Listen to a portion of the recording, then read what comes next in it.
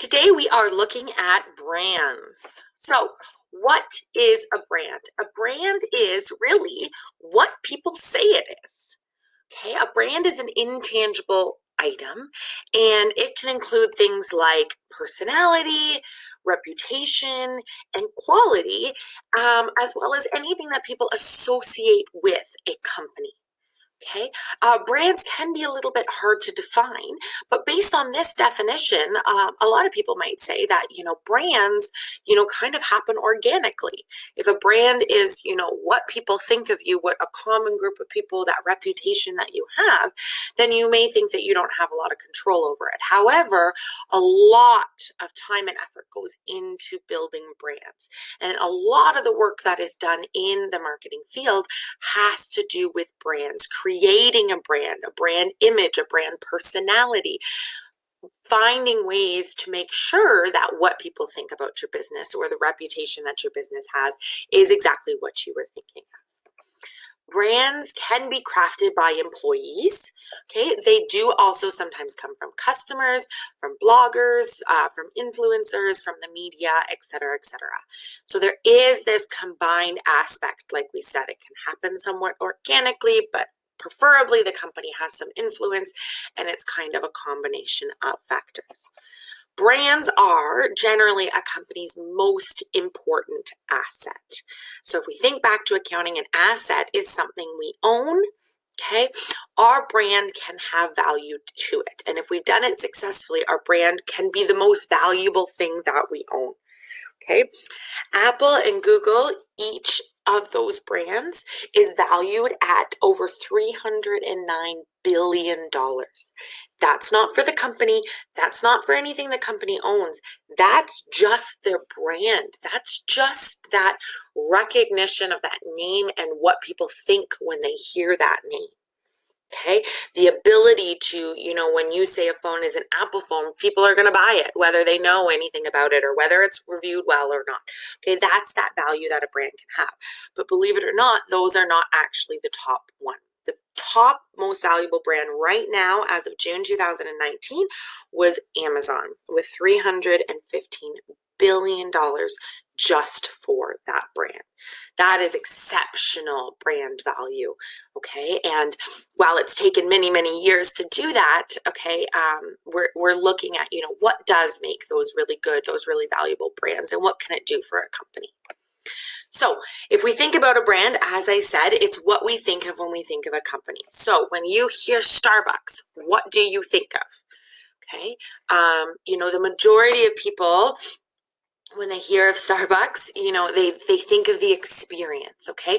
Starbucks has kind of designed their brand to be all about the experience, the community of coming and having coffee, okay? Yes, the odd person might say, I think overpriced, and you know what? That's built into it. That's part of that brand identity, okay? But yeah, they're very much about that experience. When you hear Apple, what do you think of? Okay, a lot of people think innovation, they think unique, creative, and quality. Okay, whether you agree or not, okay, those are kind of those first things that come to mind.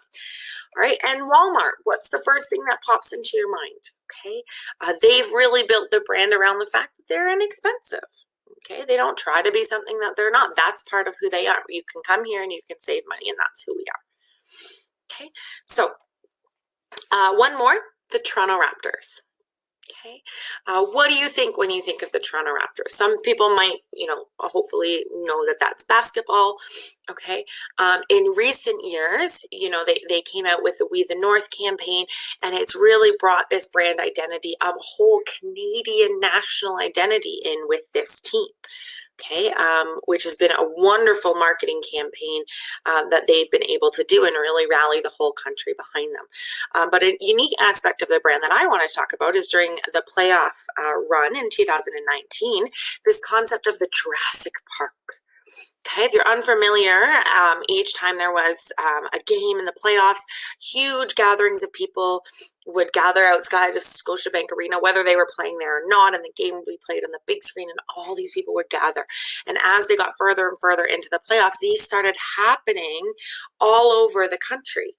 Okay, However, they were not originally called Jurassic Park. The company itself had given them a different name, but through social media and through the first few happening, a lot of the people that were attending them, a lot of social influences, jokingly called them Jurassic Park. And the brilliance of this is that the marketers didn't try to fight it and correct them. They just went with it, and that's what they called it. And it allowed this identity to very much become owned by those customers, by those fans, to help rally and bring this brand to life. So when we talk about brands being created not just by a company but by people itself, this really organic nature that comes with them. And so brand management is something that needs to be always ongoing for businesses. They always need to be aware, what's going on, who's interacting, what are they saying, what can we do to engage them, and keep our brand relevant. So most people, when they think of brand, they actually think of what we call brand identifiers. Okay, a brand identifier is the way that people recognize your brand. The three main ones are by a name, a logo, and possibly a slogan. Okay, when I showed you those last brands, I put their the logo of Starbucks and Apple up. I put the logo and slogan of Walmart up. I put the logo of the Raptors up, and most of you were able to associate what those are. So a brand identifier is the thing that makes people identify your brand. Okay, these are created by a company. Okay, generally very early on in the life of a company, and they can be harder to change, especially if people get really associated with yours. We do see brands change them over time, and we'll talk about that briefly, but the changes are usually quite subtle because these brand identifiers become so ingrained with people's recognition of a brand. So the brand identifiers, just one more time, these are assigned by the company, and we're going to talk about those because these would be decisions you'd be making if you're creating your own company that are then going to be moving forward and having an impact. So the first brand identifier is a brand name. Okay, a brand name is a word or group of words used to distinguish your product from your competitors. Okay, it's literally your name. Think of your own personal name. That's what people call out when they're talking about you. A brand name is the name of the company or the brand and what they're talking about. So to be clear, we're not necessarily talking about the name of a product. We're talking about the name of a brand. However, there are some companies that created that brand identity based off of a single product. Okay, Kleenex is actually the name of a brand. Okay, however, it's such a successful brand that it's a word that we use to identify the item, whether it's bought from that brand or not. Okay, we want brand names to be distinctive. We want them to stand out from their competitors, and they should be easy to remember. Okay, these are important for brand names. We often see companies with long brand names, for example, Research in Motion, shorten them, okay, to RIM, R-I-M, to try to make them much easier for people to remember. Okay, same with KFC. The side note I want to put on here is be careful what your brand name means in different languages, especially nowadays. So even if you're not planning on growing your business outside of other countries, having a business in Canada, you are likely going to be interacting with customers who speak multiple different languages. That's just the nature of the bilingual area that we are. Okay, as well as you never know where your business is going to go. So a few little examples for you. When Coca-Cola first took their products to China, they didn't realize that the pronunciation, the way they were saying Coca-Cola in Mandarin actually meant bite the wax tadpole. Okay, which is odd and not very flattering for the company. Another example, Puffs, which is a brand of facial tissues. The word in German is actually a slang word for a brothel. Okay, so just kind of being aware of what those things are so that you're not having to change your brand name or you're not offending anybody along the way. Okay, here's some examples for you and kind of where these names come from. Often business names, unfortunately, are not given a ton of thought. They're usually created very early on in the business's life before the owners and the founders really know kind of the length and the extent that this business can go to, although they do carry so much importance. So it is important. Coca-Cola has to do with the cola nuts. that were used for flavoring. Okay, 3M was actually, it was the Minnesota Mining and Manufacturing Company. And again, when we talk about short and simple, they had to shorten it to 3M, which now is manufacturing, license plates in Ontario's, and, they've switched over during the COVID pandemic to make face masks as well. Skype, if you're familiar with it, it was originally Sky peer-to-peer, which was shortened to Skyper, which was shortened to Skype. Adidas or Adidas, depending how you pronounce it, has to do with the name of the founder. Okay, lots of businesses, I'm sure you know, are named after their founders, whether it's two names put together, like Ben and Jerry's, or somebody's last name. Okay, but some examples there of how people come up with some names. And sometimes, like Apple, they just, pick them out of the sky while they're driving off to pitch their new idea. The next brand identifier that we're going to talk about is a logo or a trademark. Okay, logos are incredibly important. They are any sort of special symbol that is associated with the product. There are almost no brands in the world today that do not have a logo, especially in the technology age. With apps and those smaller symbols, it's just so incredibly important to have those. Okay, a logo really was originally designed to help you compete for your customer awareness. Okay, not everybody can read, not everybody speaks the same language, and science has shown us that it's easier for our brains to remember colors and symbols than it is words, because as you know, colors and symbols, those are things our brains learn as young children far earlier than when we learn language. Okay, and so having a logo, it's easier for that to stick in your customers' minds. And an example of this, if you've ever done it before, if you've ever gone shopping for somebody else or whatnot, they may not be able to tell you what brand they want, but they'll be able to tell you kind of like what that logo looks like. I know anytime I go for my grandma for groceries, she always tells me to get the detergent that's orange, okay, meaning Tide. So she has that association there. There's 4 main types of logos, so we're just going to go through them. The first one is a monogram logo. Okay, a monogram logo is a stylized company name, company initials, or a combination of initials or numbers. Okay, easiest way to remember it, monogram means there are letters and there are numbers in the name. Okay, Coca-Cola, Gucci, Under Armour, okay, all of these logos, like Coca-Cola is just the name in a specific font, okay, and that is what identifies this brand for them. That's their logo. Gucci, for example, it's not the whole thing written out, right, but it's the G in the backwards G, so it's been stylized in a different form, but it has those letters in it. And Under Armour, if you don't see it, is actually a U and an A for Under Armour, and that's what creates their logo. So when you're looking at a logo, if it is made up of letters and numbers, it is a monogram. The next type is a visual logo. Okay, a visual logo, as the definition says, a unique image that resembles something that exists in the world. A visual logo, remember, logos have to be specific to a company. You can't just have it be the same as somebody else. It has to be unique. But when we see a visual logo, we see an image that we already recognize within it.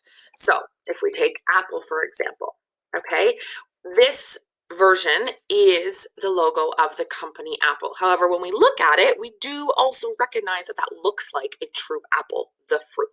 So the logo itself is based off of an image that we already recognize and that exists in the real world. Other examples, the Starbucks, there's the mermaid in it. Shell is a shell. It's specifically stylized for their company, but it's still a shell. Twitter is a bird. Okay, even Batman, there's the bat in it. So if you're looking at a logo and it's, it's an image of something that exists in the real world, it is a visual logo. Next is an abstract logo. Okay, these are rare, okay, because these are shapes that carry a visual message about this brand, but they do not represent anything that we actually know. There's no letters, there's no numbers. Okay, they're completely unique. Okay, so the Pepsi logo, for example, as you can see here, okay, it's not anything that we've seen before. Okay, it's just colors. Okay, and the most famous abstract one is the Nike swoosh. Fun fact about the Nike swoosh: when it was developed, the lady that developed it was in university. She was paid $2 an hour for her work to develop this logo, and the logo itself, not the whole brand, just the logo, is worth over $26 billion US today. So shows you, when linked with a brand that's built and managed and successful, these small images can all of a sudden become very, very valuable. Okay, our final type of logo is some sort of combination of those three. Okay, so if you see both visual and monogram, or you see abstract and monogram, then it's going to be a combination logo, and generally that is the case. Most new businesses, okay, start with a combination logo. You can see here I have the original Starbucks logo. They had the word Starbucks around the mermaid. Okay, only once brands become really, really well known do we sometimes see them taking off the words that are with them. Okay, whereas other brands like Amazon, from the get-go, this has been their logo. Most of the logo, the word Amazon would be a monogram, but they do have that image of the arrow, which goes from A to Z, representing them, having all the products out there available. So that's their full logo altogether. Okay, and again, the KFC logo, this is their combination logo. Sometimes we see the Colonel on his own, which would be a visual. Sometimes we see the KFC on their own, which would be the monogram, but at other times it's together. Okay, and so those are logos. The next identifier we want to talk about is a slogan. Okay, so a slogan is a short, catchy phrase. Okay, kind of generally rolls off the tongue, may even be a jingle put to song. Okay, these are often used in advertising to help build brand recognition, basically trying to get it stuck in your head. So we talked about how logos are easier to remember than words, okay, pictures versus language. Well, sounds and jingles and little tunes are also very easy to get stuck in our heads, and science has shown us that we often, will associate different things with memories when we hear them again and again. Okay, and so that's what a slogan does. It can add a little value. It can say a little bit more about the brand and what you do, but most importantly, it just helps people remember you. So some examples: Sprite's logo is "Obey Your Thirst." Canadian Blood Services, "It's in you to give." Okay, I think that one most people are fairly familiar with. McDonald's, "I'm loving it." When I said McDonald's, you probably heard ba-da-ba-ba-ba, and then the "I'm loving it." Okay, excuse my singing. So that's kind of that little musical piece that gets stuck in their heads. Okay, so that's another aspect or a brand identifier that you can use to help people remember you. Okay, just being aware, everybody learns and remembers things differently. So having that name, but having that visual and having that auditory, that thing that you're hearing, is just, the combination is going to help remember. So those are the main three identifiers: the name, logo, and slogan. There are a few businesses that use other ones as well, and we just want to touch on those really quickly. So some businesses use color. Okay, for example, in the cola market, okay, Pepsi is blue and Coke is red. Okay, and so now people don't even necessarily, they don't even go and looking for the name. They don't even necessarily go and looking for the logo. They can literally just look at the top of the bottles and pick the one with the blue cap or the red cap. No, that's just so ingrained in them. Okay, and there's other businesses that are like that as well. Okay, so color can be something to identify, and it's really important when you're creating logos and packaging for your business that you choose a color that's different than your competition. Okay, so that people can use color to associate to your brand. For example, the next one would be packaging shape. So Nesquik, if you know it, has a very unique bottle. Their little bunny, the bottle is shaped like that, okay, which is a great tactic, especially with the product for children, because before they can read, they can know that this is what they want. They recognize the look of that bottle.